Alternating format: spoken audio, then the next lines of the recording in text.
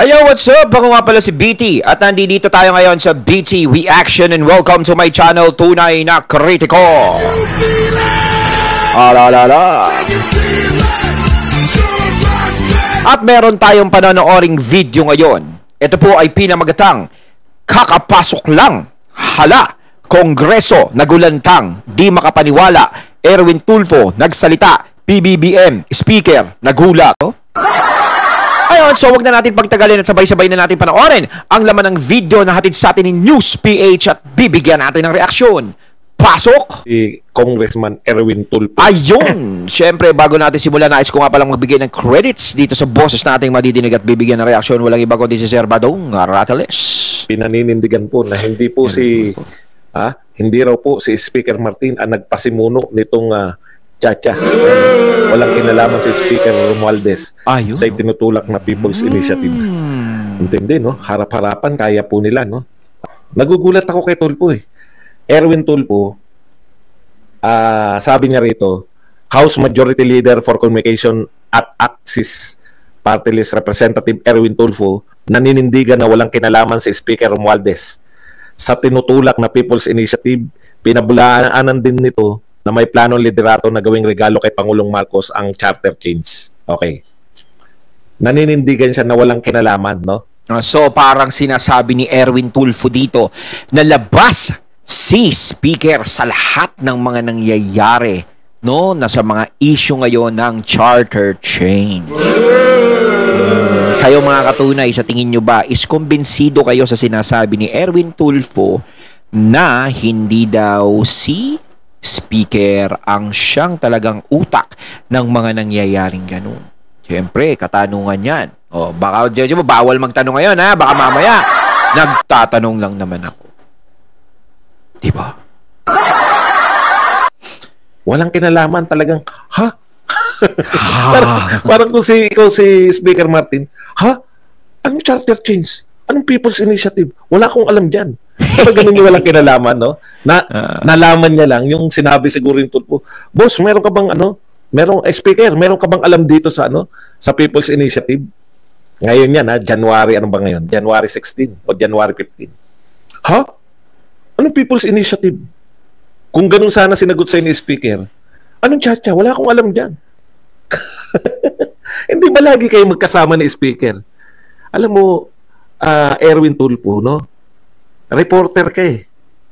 Hindi ka naman bagito sa pagkuha ng impormasyon. Dati kang reporter, dati kang anchorman. Imposibleng hindi mo nabalitaan.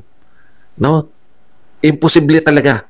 Maniwala ako sa iyo na hindi mo nabalitaan na may kinalaman si Speaker Romualdez sa charter change. Tinutulak na People's Initiative. Alam mo kasi, di ba, may kasabihan tayo, kapag close, pwede mo siya ipagtanggol. Kapag close, syempre, nabisto, parang, no-bisto, parang gano'n. Syempre, pagtatanggol mo kung close kayo, no, syempre, ayaw mo magkagalit kayo, di ba? Ganyan naman, what our friends are for. Kaya nga may kata tayo, that's what friends are for good times and bad times, I'll be on your side forevermore. Kasi kung walang kinalaman, eto lang po ang magandang salita. Kung walang kinalaman, di dapat nagsalita na po, di ba? Dapat sinabi na wala akong kinalaman dyan sa lahat ng nangyayari o anumang ibinibintang sa akin. Yun lang po ang hinihintay ng mga taong sagot. Hindi na dapat na nanggagaling pa sa ibang tao na sasabihin na walang kinalaman si ganto, walang kinalaman si ganyan. Bakit hinihintay pa po natin na tayo po ay maging issue, diba? Sa pang-araw-araw, mantakin, nadadala nyo yung ganun. Nadadala nyo na ginaganon kayo ng mga tao. Marami kayo naririnig na hindi maganda dahil nga doon sa sinusulong na yan, no? Na cha-cha-cha, diba?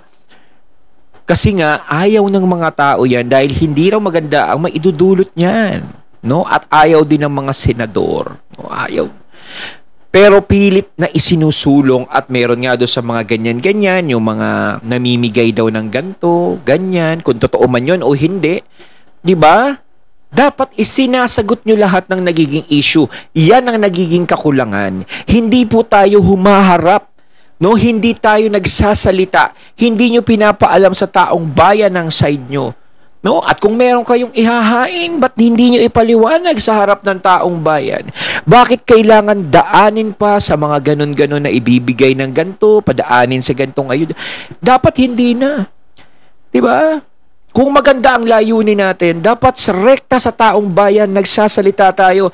Kasi kung maganda ang layunin na isusulong natin o isusulong nyo is hindi na kailangang bigyan pa ng kahit anong sentimo ang mga tao para makumbinse na isulong ang gusto nyo isulong.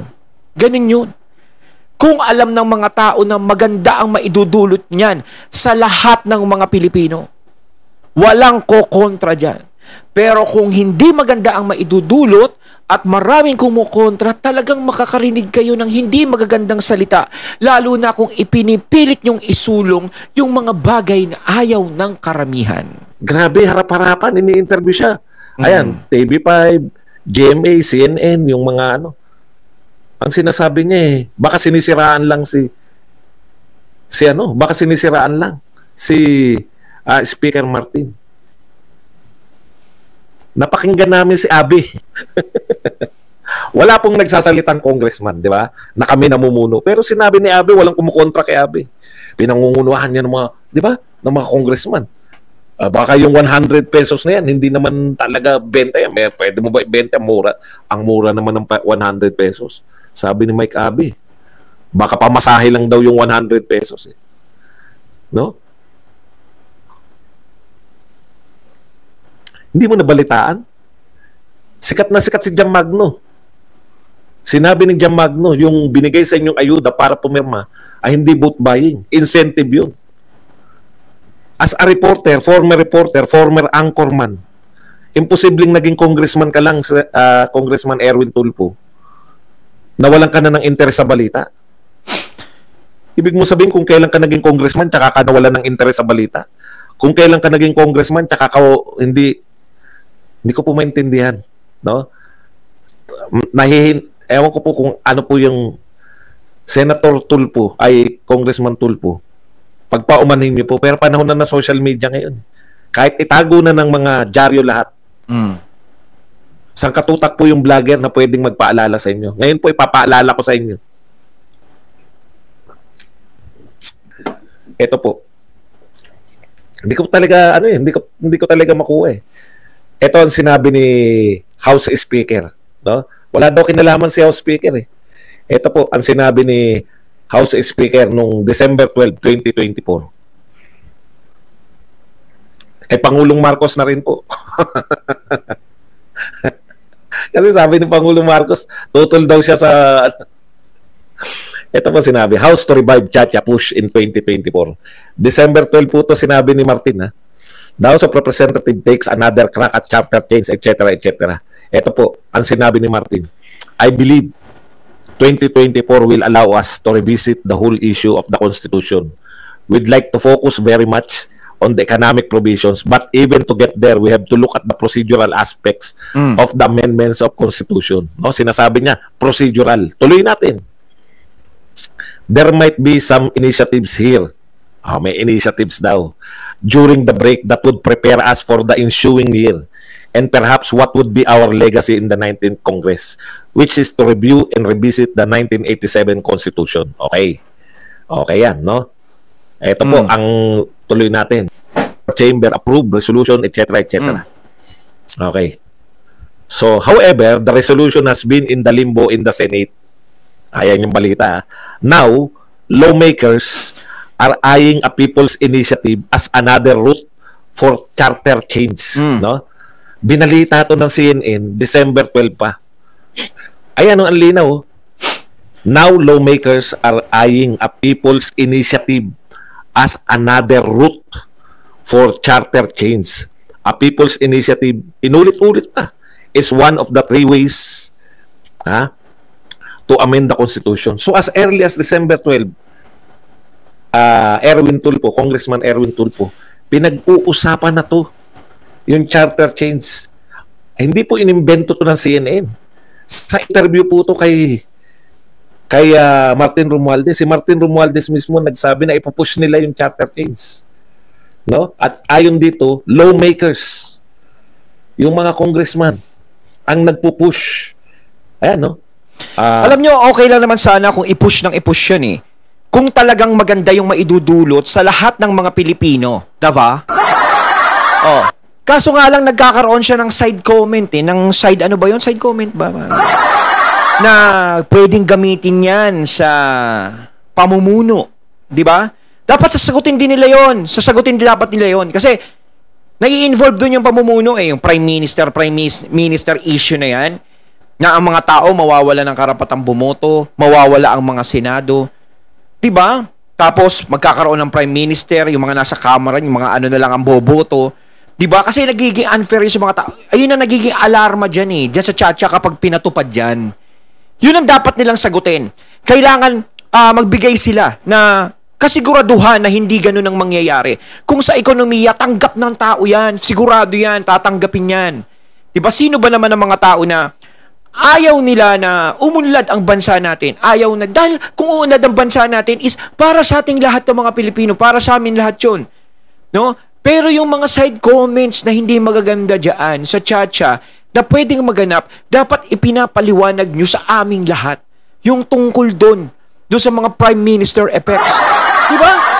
Ayun na nagiging issue eh. Yan ang problema. Ayaw nyo kasing sagutin eh. Diba? Dapat sagot.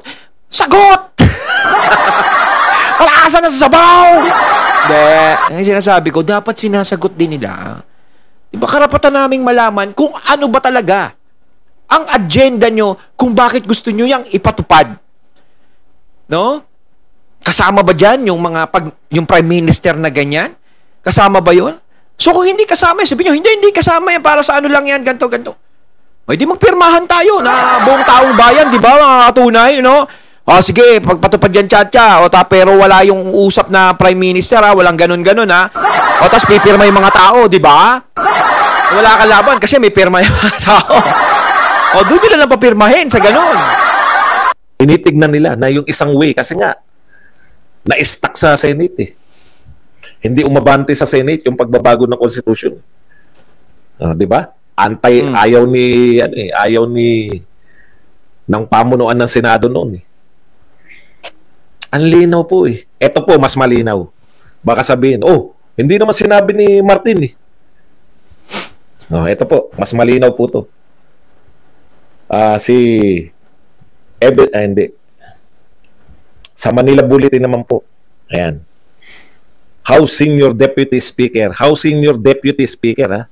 Pampanga 3rd District Representative Aurelio Dong Gonzales is looking at a people's initiative as the mode that could actually launch charter change. Kailan po to? December 14, 2023. So sinabi po ng Senior Deputy Speaker sa kanyang interview dito sa Manila Bulletin. Hindi ko alam kung interview, basta balita po ng Manila Bulletin. Na yun po yung inaay nila. Natatahakin. People's Initiative. Ano pa ba ang hindi malinaw dyan? No? Magse-search lang po kayo. Nasa Google po lahat yan. Congressman Erwin Tulfo, sasabihin nyo walang kinalaman. Deputy Speaker niya to, si Dong Gonzales. Kung wala siyang kinalaman dyan, inawat niya na yan. Sabihin niya, hindi yan yung daan natin, People's Initiative, hindi yan. O yan, Gonzales in a chance interview during the House People's Initiative na yan, hindi maganda yun yung parang sa pilitang pagpirma kasi yan eh. Diba? Hindi niya. Kasi nga sinasabi ko, kung gusto talaga ng tao yan, kahit wala na kayo sapilitan dyan, kahit hindi nyo na nga bigyan ng pera, kung maganda talaga magiging resulta niya sa bansa natin bakit pa kailangan bigyan? Diba? Kahit wala nang ayuda, kung maganda dulot niyan, okay na sa amin yun. Reporters Christmas party pala ng mga reporter ng House on Wednesday, December 13. Alam mo kasi, ang mga senador, ilang con-acts na yung pinasa natin sa kanila. Economic provision, still, wala pa rin movement. Yung previous Congress, marami din na-approve dito kasi resolution on both houses. So, wala pa rin galaw. So, hanap tayo ng isang mode. Baka itong People's Initiative, the PI. Sino po nagsasalita? Senior Deputy Speaker. Hindi po pwede ang magsalita nang wala pong basbas ng speaker. Eh di tinanggal na sana yan sa kanyang pagiging deputy speaker. Harap-harapan niyo po ba kaming lulukuhin na walang kinalaman si Martin? Diyan sa People's So, Initiative? kailangan lahat ng desisyon is dadaan talaga kay speaker. Kaya imposible na masabi na walang kinalaman sa speaker. Parang ganun yung nangyayari. Nagsalita po siya.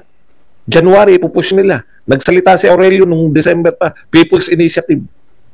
Sasabihin nyo walang kinalaman. Huwag po tayo magbulahan. Nung pumalag yung mga tao, nasanay po kasi kayo na hindi po pinapalagan eh. Nagawa nyo. Siguro ang isip ng mga yan, nagawa nga natin yung very popular na si Sara Duterte. No? Nagawa nga natin tanggalan ng confidential fund. Very popular pa yun. Eto pa kaya. Kaya nating ilusot lahat yan. Ganun yung mentalidad nila eh. Ng mga congressman. Ngayon po, hindi na po. Kada kilos nila ngayon, binabantayan na. Buhat nung pinakulong nila si Eric na kasi pumalag na yung mga tao. Teka muna. Iko-contempt nyo, ikukulong nyo na walang kabog-abog. Ayon, at ating natungayan ng video na nagmula kay News PH. At syempre natungayan din natin ang boses na yan na nagmula kay Sir Badong Arratales. Ayan mga katunay, wala daw kinalaman si speaker, sabi ni Tulfo ni Erwin. Ano masasabi niyo tungkol doon? Comment lang po kayo sa comment box. So once again, I'm BT and I'm out. Peace.